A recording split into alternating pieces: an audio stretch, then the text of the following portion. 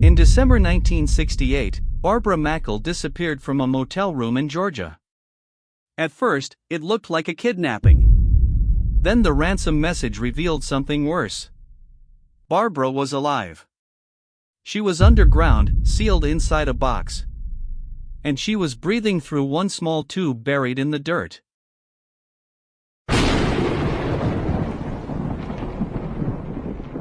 Barbara Mackle was 20 years old.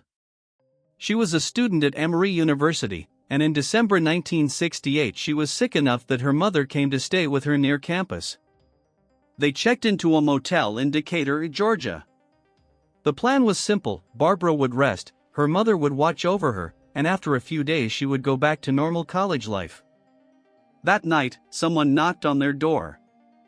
Barbara's mother, Jane, heard a man outside saying there had been an accident involving the family. He sounded official. When the door opened, the story ended and the attack began. The man forced his way into the room. He had a gun, and he was not alone. A woman was with him, helping control the scene before Barbara or her mother could understand what was happening. Jane was tied up. Barbara was taken out of the motel room and pushed into the night, sick, scared, and cut off from the only person who could protect her. There was no long chase. The people who took her had already prepared the next step, and that is what made the kidnapping so dangerous from the first minute. They did not need to improvise. Barbara was moved away from the motel, and while her mother struggled helplessly in that room, the kidnappers were already turning their plan into something much worse. Soon, the family received the demand. The kidnappers wanted money, but the ransom message did more than name a price. It told the Mackle family that Barbara was alive and that she was hidden somewhere underground. That changed the search immediately. Police and FBI agents were no longer looking for a woman held in a house, a motel, or a car. They were looking for disturbed ground. Somewhere outside, under dirt and leaves, Barbara had been sealed inside a box with a small supply of food, water, and air. Nobody knew the exact location. Her family had to follow instructions, keep moving, and hope the people who had taken her were telling enough truth to save her life. Barbara could not help them. Inside the box, she had no window, no door she could open, and no way to know whether the search had even started. Every sound mattered. If the tube above her failed, if rain filled the wrong space, if the kidnappers lied, the whole story could end before anyone reached her. And above ground, the clock had already started.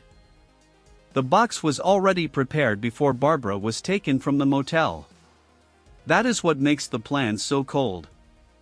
Gary Stephen Christ and Ruth Eisemann-Schier did not grab her and then start looking for a place to hide. They had already decided where she would go, how she would be kept alive, and how long they needed her to survive. After they forced Barbara out of the room, they drove her away from Decatur. She was sick, scared, and still trying to understand how one knock on a motel door had turned into this. Her mother was tied up behind her. Nobody outside that room knew yet where Barbara had been taken. The drive ended outside Atlanta, in a quiet area where the box had been placed underground. When Barbara reached that spot, the kidnapping became something much worse. This was not a cabin, not a basement, not a locked room where someone might hear her. It was a wooden box below the surface. Inside, the kidnappers had left enough to keep her alive for a while. There was a small light, food, water, a blanket, and air tubes running up through the dirt. Nothing there gave her control. It only gave the kidnappers time to demand money. Barbara was put inside. The lid was closed over her. Then the box was covered. After that, she was alive but hidden from the world. At the motel, Jane Mackle eventually got help. Police were called, and the FBI became involved fast because this was no longer a simple missing person case. Barbara's father, Robert Mackle, soon received the ransom demand. The amount was $500,000. Robert had money, but money alone could not bring Barbara back. The kidnappers still had the only thing that mattered, the location. If they stopped calling, if they changed the plan, or if they decided to vanish, Barbara could be left underground with nobody knowing where to dig. so the family had to keep the conversation going. Robert followed instructions. Agents stayed close. Calls were watched carefully. Every move had to be measured because the wrong pressure could break contact with the only people who knew where Barbara was. And all of that was happening without Barbara knowing any of it. Inside the box, she had no updates. No voice from her father. No sign that police were searching. She did not know if her mother had escaped or if the ransom message had even reached home. She only knew where she was. Under dirt. Inside a space built by the people who had taken her. Alive, but completely dependent on strangers above ground finding the right place before time ran out. Robert Mackle had to prepare $500,000 while his daughter was still somewhere under the ground. The kidnappers kept control through phone calls. They told him where to go, when to move, and what to bring. FBI agents were close, but they could not take over the whole thing. If the kidnappers saw too much police activity, they could stop talking, and then Barbara's location might disappear with them. The first attempt to hand over the ransom went wrong. Robert followed the instructions, but the moment did not stay private. 2 police officers happened to drive by the area, and the kidnappers panicked. They ran before the exchange could happen. That could have ended everything. Instead, it gave the FBI a break. The kidnappers left their car behind, and agents found clues inside. For the first time, they were not only dealing with a voice on the phone. They had something physical. A car. Names. A direction to follow. But none of that changed Barbara's situation. She was still in the box. The FBI could chase leads, check records, and connect pieces, but they still did not know where to dig. That was the part Robert could not escape. Even if agents were getting closer to the people behind the kidnapping, his daughter was still waiting in a place nobody had found. The kidnappers called again. A second ransom drop was arranged, and this time the money was taken. For the family, that was a horrible moment. Paying the ransom did not mean Barbara was safe. It only meant the kidnappers had what they wanted. Now everyone had to wait and see if they would keep the one promise that mattered. There was no guarantee. Robert had done what they asked. The FBI had allowed the drop to go through because saving Barbara came first. Still, the room around that family must have felt unbearable after the money was gone. Then came the call they needed. The kidnappers gave directions to Barbara's location, but they were not clean directions. It was not a house number or a marked address. It was a rough area, the kind of information that could still waste precious time if one turn was wrong or one patch of ground looked like another. Agents moved toward Gwinnett County and started narrowing the search. By then, Barbara had been underground for days. The ransom had been paid. The kidnappers were slipping away. And the only thing left was to find the exact place where they had buried her.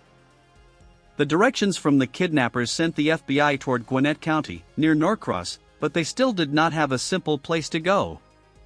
Barbara was somewhere under the ground. That meant the searchers were not looking for a door, a car, or a house number. They were looking for small signs on open land, and the wrong patch of dirt could waste time they did not have. By then, she had been inside the box for more than 3 days. Search teams moved through the area and checked the ground carefully.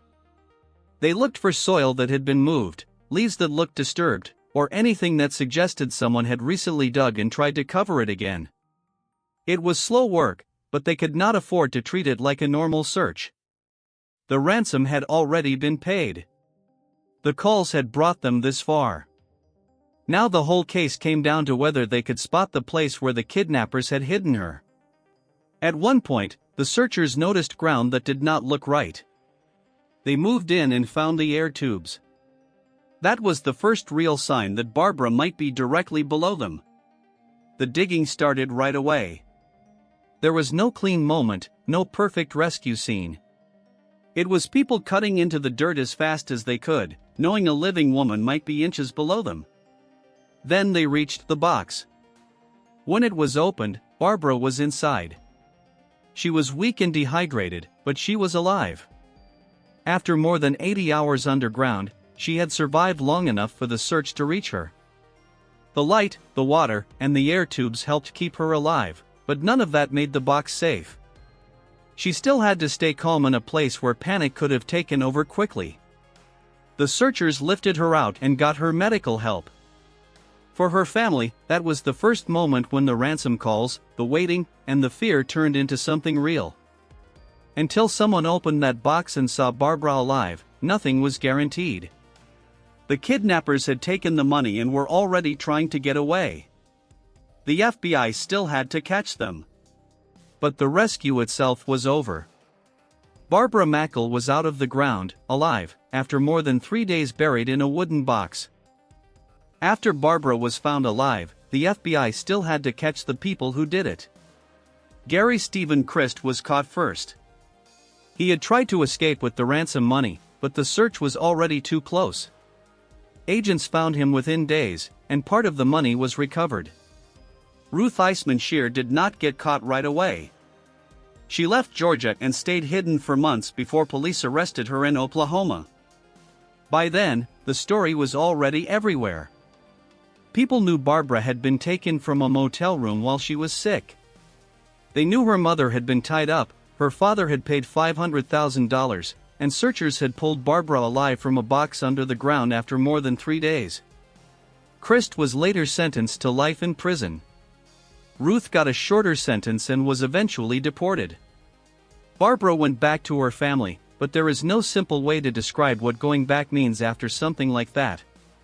She had been sick in a motel room one night, and a few hours later she was locked inside a box under the ground. The people who took her did not lose control of their plan. That is the worst part. They wanted her alive because they needed the ransom to work. So they gave her air tubes, water, food, and a light. Enough to keep breathing, but not enough to make her safe. Barbara survived because her family kept following the calls, the FBI stayed with the case, and the searchers found the right spot before it was too late. She waited inside that box until someone finally reached her. That is the part people still remember.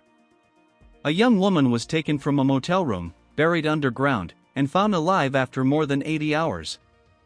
And the people who did it had built the box before they ever knocked on the door.